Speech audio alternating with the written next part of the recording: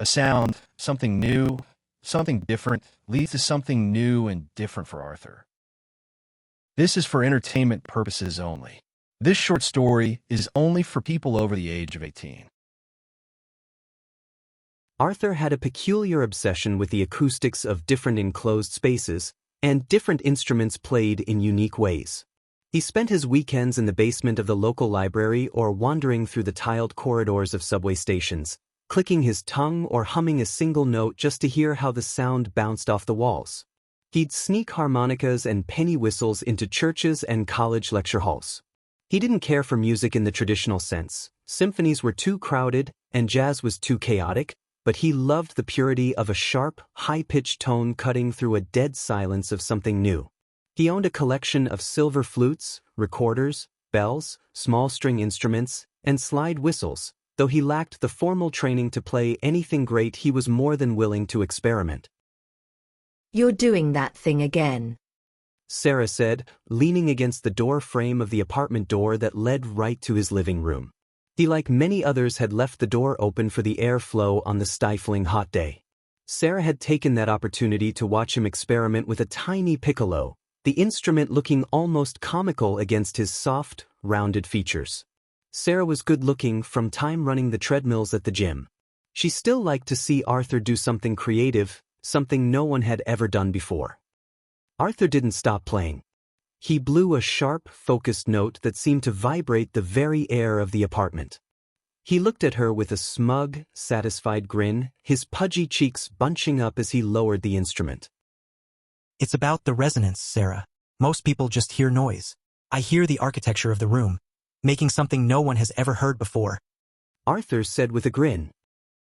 He stood up, his stained white t-shirt hanging loosely over his stomach, and adjusted his baggy cargo shorts.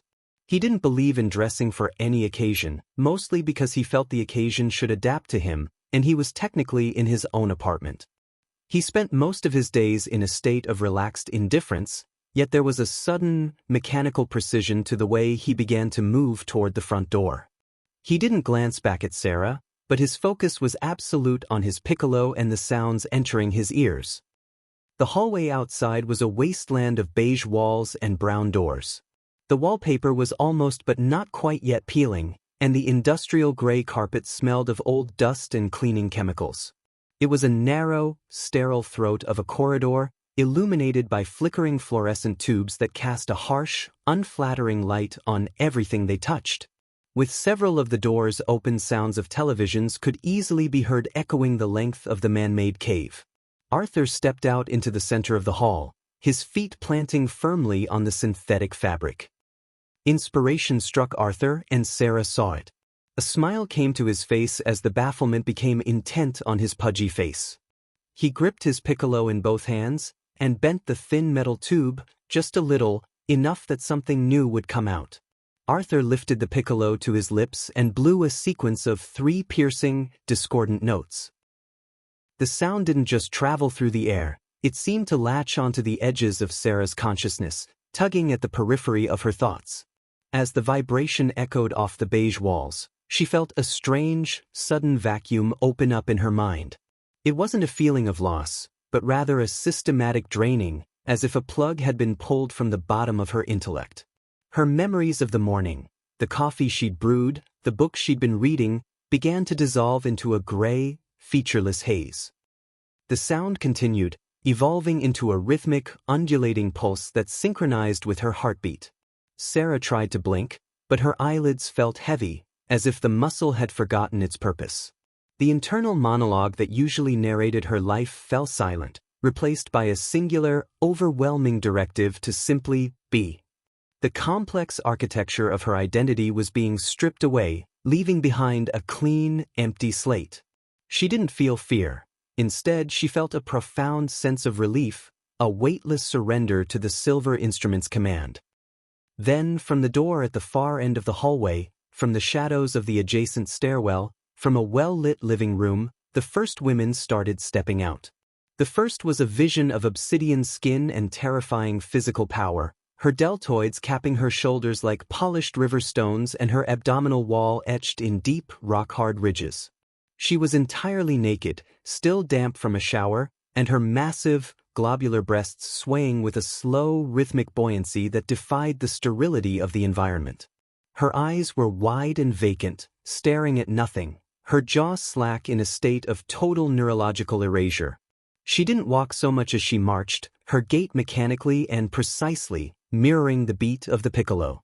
She was the first but not the last. Behind her, 11 more followed in a disciplined line, a spectrum of breathtaking beauty and overwhelming muscularity.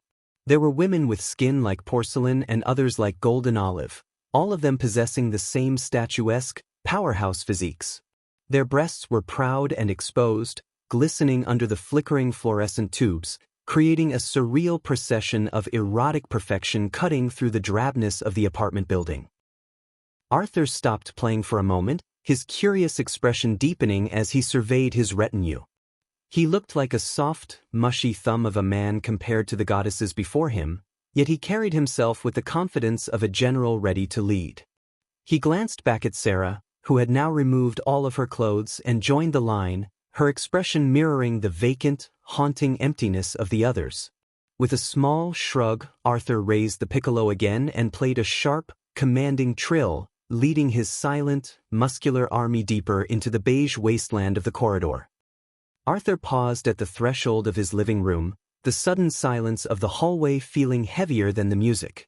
He reached into the deep pocket of his cargo shorts and retrieved his smartphone.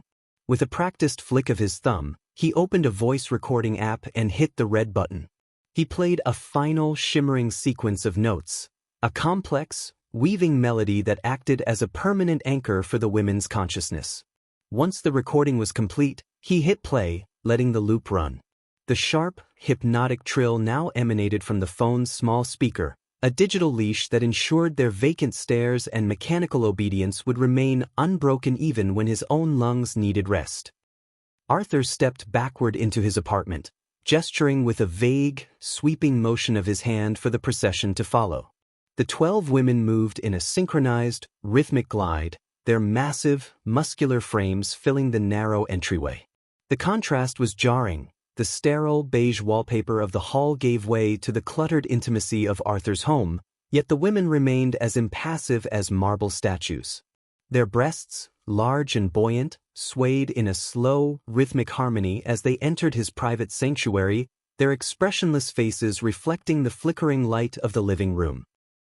As the last woman crossed the threshold, Arthur leaned against the doorframe, closing the door for privacy, his soft padded face splitting into a grin of absolute ownership over something unique. He didn't see them as people, not in the way most men did. To him, they were living extensions of his acoustic experiments, biological instruments tuned to the exact frequency of his desire. Something no one else had dreamed of was possible or considered a possible reality. He walked through the center of the group, his small hand brushing against the rock-hard abdominal ridges of a porcelain-skinned woman, feeling the heat radiating from her powerhouse physique. Sarah didn't flinch. She simply stood there, a magnificent, mindless vessel awaiting his command. Arthur led them toward the center of the room, where he had cleared a wide space. The loop on his phone continued to pulse, a steady, rhythmic heartbeat that kept their jaws slack and their eyes wide. He spent a few minutes simply circling them, admiring the diverse spectrum of their perfection. The deep ebony, the golden olive, the pale cream, all of them possessing the same terrifying, sculpted strength. The eroticism of the scene was amplified by their total lack of agency. They were a chorus of silent, muscular beauty, stripped of everything but the instinct to obey the silver sound.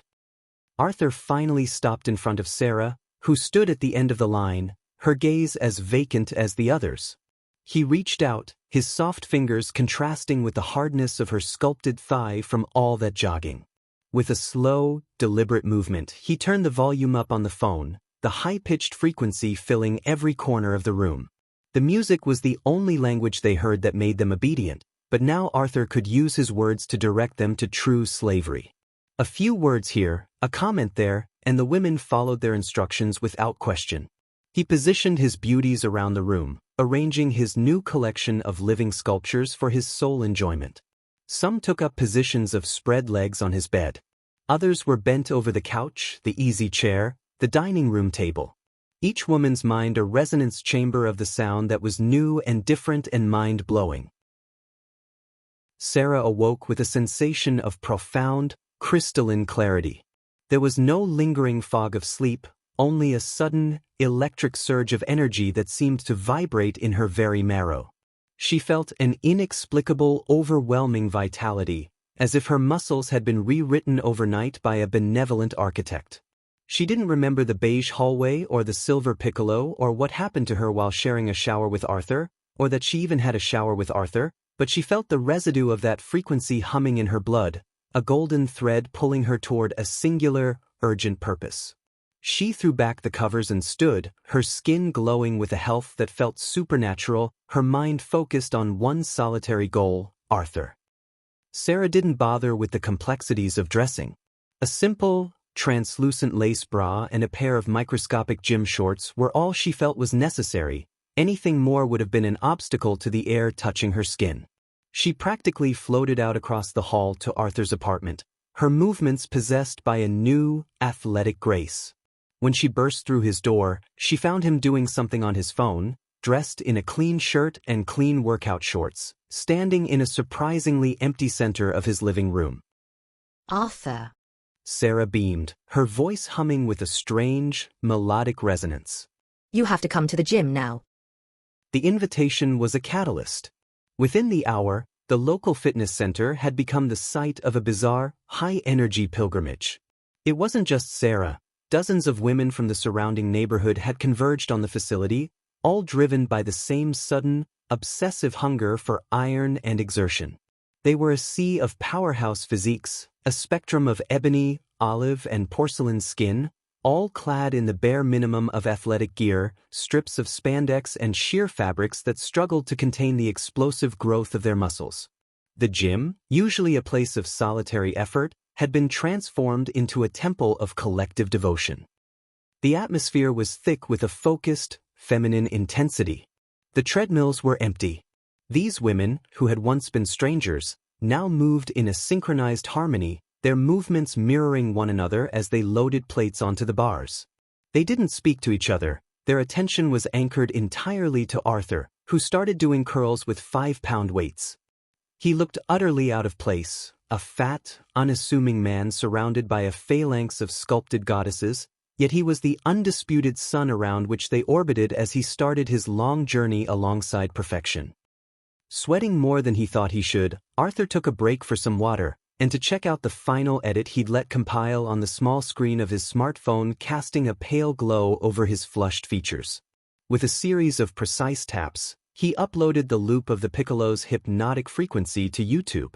He didn't bother with a fancy title. He simply labeled the video, "The Frequency of Form," and added a detailed description in the caption. It wasn't just music, it was a set of embedded directives, written in a clinical, commanding tone. He instructed the listeners to embrace the growth of their muscles, to surrender their will to the vibration, and, above all, to recognize him as the sole conductor of their physical evolution. As the upload bar hit 100%, Arthur felt a surge of genuine power. He imagined the algorithm pushing his sonic leash into the feeds of thousands of women, transforming their subconscious minds into fertile soil for his specific brand of obedience. He didn't need a degree in psychology or a background in fitness. He had the acoustics of the void and a silver instrument that could rewrite a person's internal map. The smug grin was undeniable and unintentional, stretching his cheeks as he watched the first few views tick upward. He smiled at Sarah, who had been watching him, and she smiled back. She only knew he was happy about something, and that made her happy, very happy, and deliriously happy. While the women around Arthur continued their rhythmic, heavy lifting, their massive, globular breasts heaving in time with the digital loop, Arthur noticed a few newcomers entering the gym. These women were undeniably attractive, possessing the seeds of the powerhouse physiques he craved, but their eyes were still sharp, alert, and independent. They were not yet under the spell. They looked at the surreal tableau of mindless, muscular goddesses with a mixture of confusion and curiosity, their gaze lingering on the raw, sculpted power of the women who were already synchronized to Arthur's will. The sight of their autonomy acted as a challenge to Arthur. He didn't want a few dozen followers. He wanted an empire of silence and strength and complete obedience. He stood up from the machine he was just about to start using, his baggy shorts rustling as he made his way toward the front desk. His gait was a slow, confident waddle, a stark contrast to the athletic grace of the women who parted for him like a sea of bronze and marble. When Arthur reached the desk, he found a young female receptionist with a teenage boy's body, staring wide-eyed at the chaos in the wait room. Arthur leaned over the counter, his pudgy face bunching up as he offered a small, knowing smile. He didn't ask for permission from the young woman to start to broadcast his music over the gym's sound system. Arthur was ready to take what he wanted from now on. To get what he wanted, Arthur simply slid his phone across the polished surface of the front desk, the screen displaying the YouTube link to his symphony of submission, the frequency of form. The end. This was a work of fiction. Any similarity between people, living or dead, is purely coincidence. This scenario did not, or should not, have happened in real life. Thank you for listening.